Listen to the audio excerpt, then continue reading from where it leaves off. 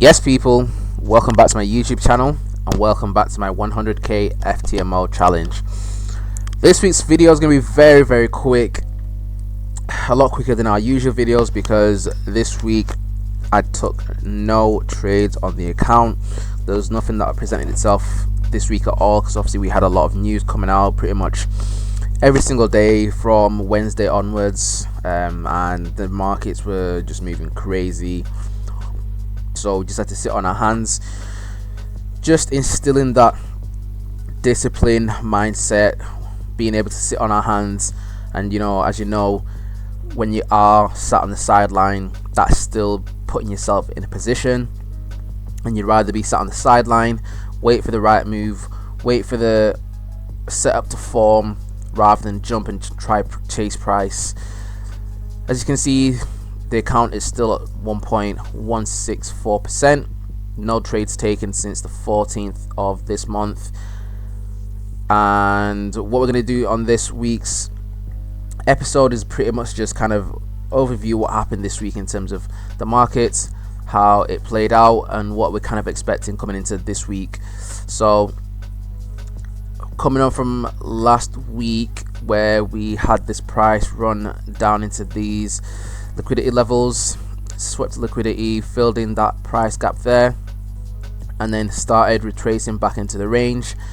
Obviously what we were kind of expecting is price to come up and fill these areas here and those levels of imbalance, potentially give us a sell signal like so, re-enter to then start seeking lower prices if it wanted to do that. If it had an alternative objective, then we were just trying to wait and see what kind of price it wanted to do. So on the high time frame, this is what it's looking at right now, as we had the market structure shift on. This is on the daily time frame. So within that impulse, had the market structure shift up here in the daily, giving us the bullish momentum up here. This is all the news candles on Wednesday, on Tuesday, Wednesday, Thursday, and then on Friday, price kept on having this bullish momentum. We identified this order block here to see if price wanted to react from that. It did have a reaction from it, so you can see it respected it, but it didn't have a market structure shift. As you can see, there's no swing low that was broken down here. When I saw that move there, initially I did think, like, as it is that the market structure shift, but looking at it, as you can see, there's no swing low that was actually broken on there to change market structure. And then a high time frame, you can just see that price was coming down and news was pushing it down here to fill this fair value gap on the 4 hour and the 1 hour as well. And you get weeks like this where price has the narrative already built in from the previous week, as you can see here. So once they swept these lows here, respected that gap there nicely, and then the next targets for them and the institutions were to bring price up here. So once it swept sell side, then it's more likely and high probable that it's going to go towards buy side and seek the opposing liquidity. So that's what it's done over here, played itself out, reacted off that order block, as I said, retraced down, filled in the fair value gap, and then carried on bullish up into this buy side. So now that we have swept the buy side on the dollar, we could get two possible scenarios. So if I delete this, so we could get two possible scenarios looking at price now. As it's come up, swept high time frame liquidity. So depending on what they want to do and where they want to push price, we could see price moving up. Potentially at the start of the week, have that Julius swing, power of 3, come up, and then at some point in the week, look for shorts if price wants to present itself like that. In the alternative model, then we just could have a continuation of this current bullish trend up here. As I've already identified that we've got buy side liquidity up here in the high time frame. You can see it on the weekly as well. If we come up here, the last 2 weeks have been very bullish. Could possibly look into target this swing high up here, and as you can see up here as well. So there'll be buy side liquidity resting up here for people who are shorts from the dollar up here, and smart money will be looking to liquidate those positions and pair them with the buy orders down here, up here, and up here as well. So depends what price wants to do. Obviously we've got this long price leg up here as well, so we could potentially at some point have a minor retracement back into this range, fill in that gap at some point, maybe fill in that gap there, and then potentially continue going higher if that's what price wants to do, obviously up into these highs up here. So what does that mean for foreign currencies, the ones that are paired with the dollar? If you have a look at here, you can see euro did take those highs up here. We did identify that there was daily buy side liquidity up here, which hasn't reached into. After it took out that buy side here, that's when it had this market to shift here, right there, and this is on the daily. Broke below, tapped into it again to fill it, and then started moving lower as it got towards the end of the week. Retested that level again, completely filled in that gap, there, and then with the news continued its narrative lower.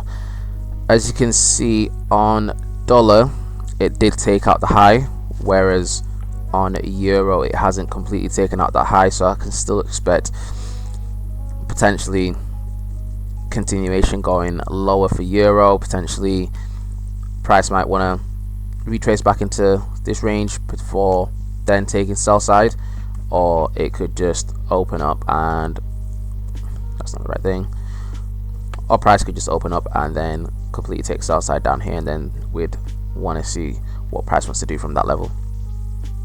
On the lower time frame, as you can see, we have tapped into this high time frame PD array here in the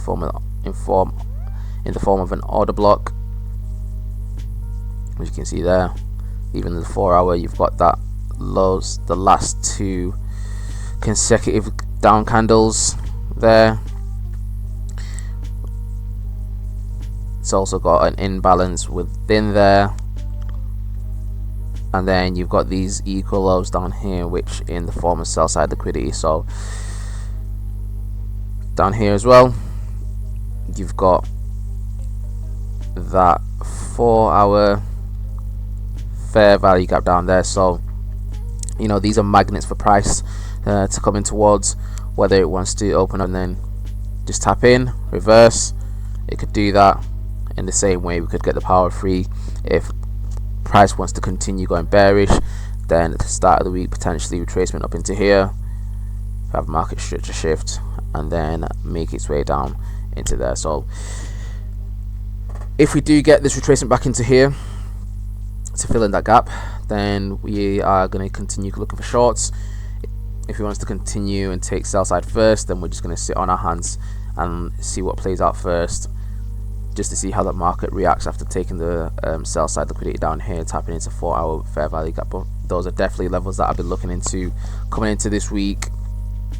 So as I mentioned, those levels there on the 4 hour,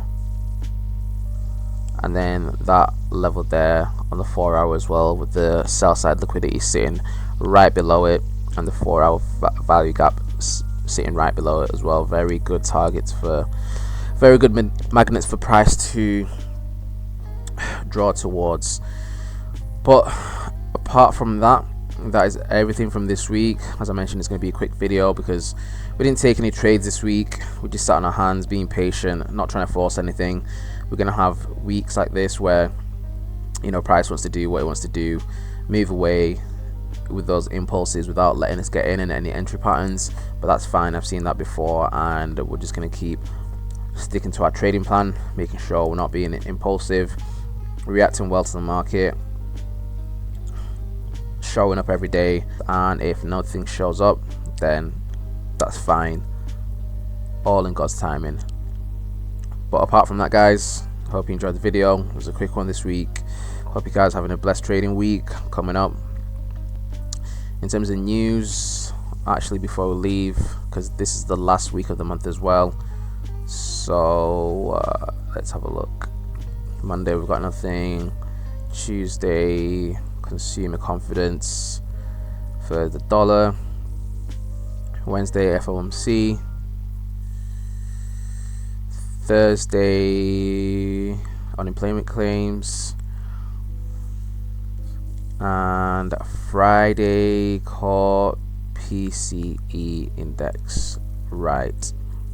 And you've got a bank holiday here in England and in Germany as well, so the euro might be affected that day in terms of trading, even though we've got dollar news. So it'll be interesting to see what the price wants to do on Tuesday, Wednesday, Thursday, coming into Friday, because Friday is the last trading week of the month. If you look at the monthly time frame, that is a very interesting candle. The doji. So if you look at the monthly time frame, pretty much got like a doji candle there. We're still pretty much in a range in euro, as you can see there.